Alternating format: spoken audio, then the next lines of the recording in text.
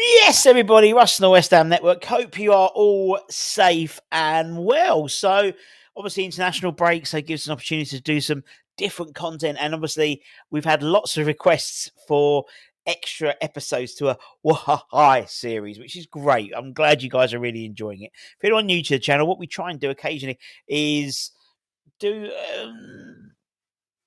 a history. It's about history. It's about history of West Ham, and the idea being is there's some, there's an assumption that people know things about the club which they should know things about the club with.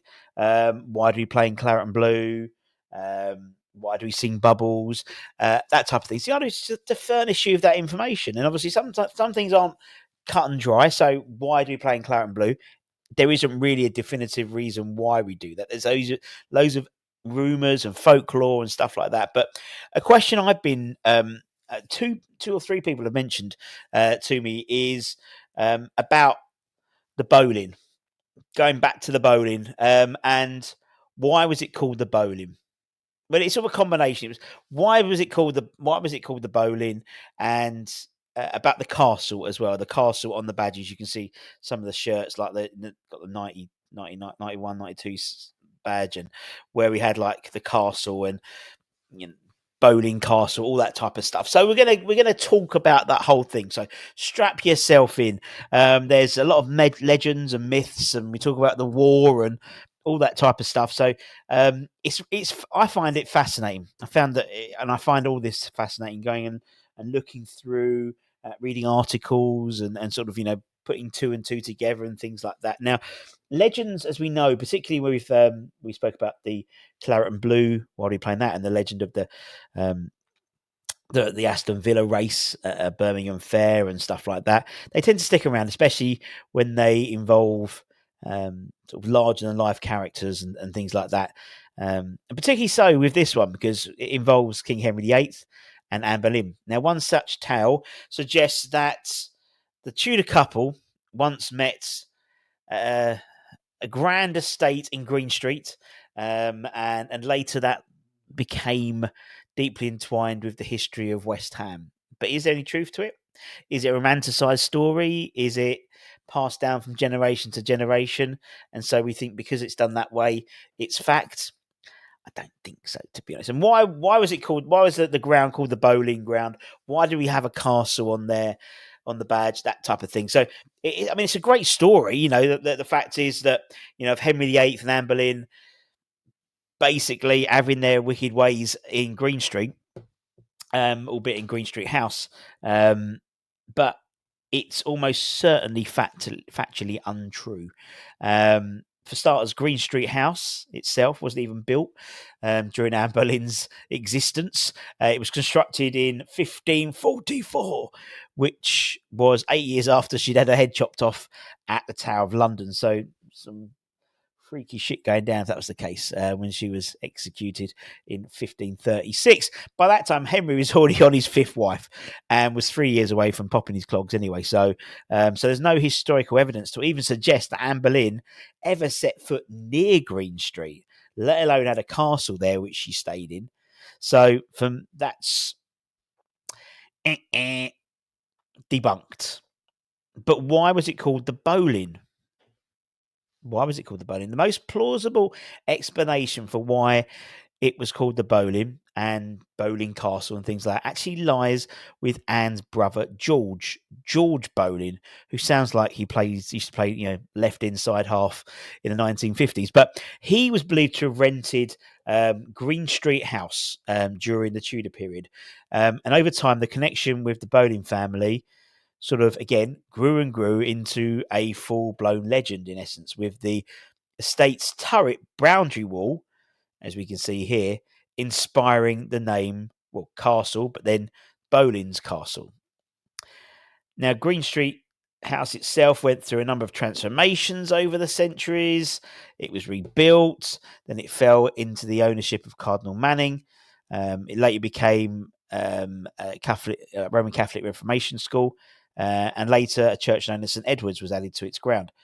But then it took a twist, so to speak, and became entwined with West Ham. and the rest being history. In the early 20th century, the land next to Green Street House took on a completely different role. It became the home of West Ham United Football Club. Before any football boots graced its soil, the field was nothing more than a cabbage and potato patch, and was often, it was an unassuming plot of land, although it was destined for greatness. The original stadium was built for the 1904-05 season and was called the Castle, a nod to the historic sort of Green Street estate, and also the turret boundary wall, which looked like a castle, which looks like the castle in the turrets in the badge. But by locals, it was the pitch was called the Potato Field or the Cabbage Patch, um, while the ground itself was originally named the Castle during its initial season. And the name stuck, and by the 1921 season, the club incorporated a castle emblem into their original matchday program, and later that was then transitioned into including it in the club crest. Obviously, we know the crossed hammers that pays tribute to the team's roots in the Thames Ironworks. Now, what was interesting was up until the 1950s, the players often trained in the grounds of Green Street House, and many of the team photos, well, obviously now they're on the pitch in the stadiums, between 1910 and 1953, were actually in the photos were taken in the grounds of Green Street House, with often the Boleyn Castle Tower behind or part of the main house in the background. So it was used as part of the backdrop, so to speak. Now, by the 1950s, the so-called Boleyn Castle was crumbling. It was long since vacated and suffered from decades of neglect, really. West Ham, who only leased the land, were unable to fund its restoration.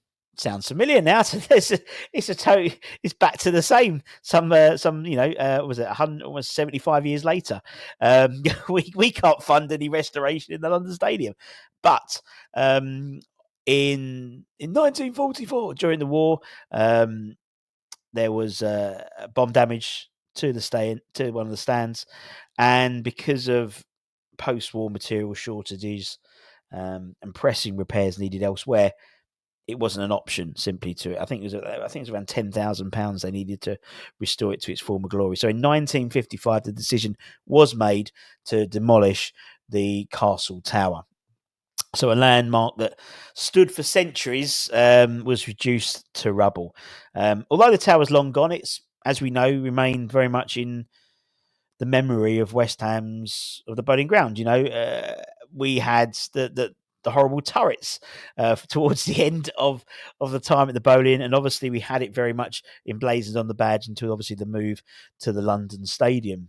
So moving away from where the Green Street house, the Green Street boundary castle / tower was part. So it's moving. So you can so from a historical perception, we're moving. By moving away from that area, that was taken off the badge and going back to the original badge of the Thames Ironworks. So I could sort of understand that a little bit from an historical perspective, but it's really interesting how, in essence, a bit of wall became part of West Ham's history. We called it there was the Boleyn Castle, the tower. The tower was then nicknamed the castle. That was then the name of the ground originally, and then you had the situation where it was included in the sort of the club chandlery, whether it was on the photo, whether it was on the program, whether it was on the badge, and obviously then that was part of the West Ham badge for the best part of 50, 60, 70 years. But yeah, it very much still looms large in legend and memory. And hopefully that was a bit, I hope you enjoyed that. For me, I found it fascinating. And again, it shows how one thing does have a cascading effect. And, we spoke about the bubbles and why do we see the bubbles? And we go back and talk about, the Pairs advert and youth team football and how that's still intertwined with West Ham, with the academy.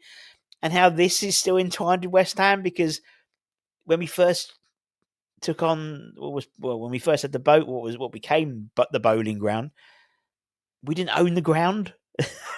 And we didn't own the ground then, and so we couldn't repair. We didn't lease, we didn't own the land, rather, and that's very much a case now as well. So it's funny how history repeats itself. But anyway, if there's anything you want us to cover, any topics, any strange history stuff you want us to to talk about at West Ham, I've got loads I want to talk about. I want to talk about the Anglo-Italian Cups, which was a strange time at West Ham. I want to talk about the five-a-side league as well, five-a-side tournament, which was something we, was until the early mid 1990s was a regular occurrence in the West Ham calendar. We were quite successful with that, really. But if there's anything else you want us to cover, let me know in the comments, or send me a DM, slide into the DMs, as the kids say on Twitter, or send us an email at westhamnetwork@gmail.com. But until next time, take care, everyone. Stay safe, stay warm, stay humble, keep the faith, and come on, you bloody irons. Much love. See you later.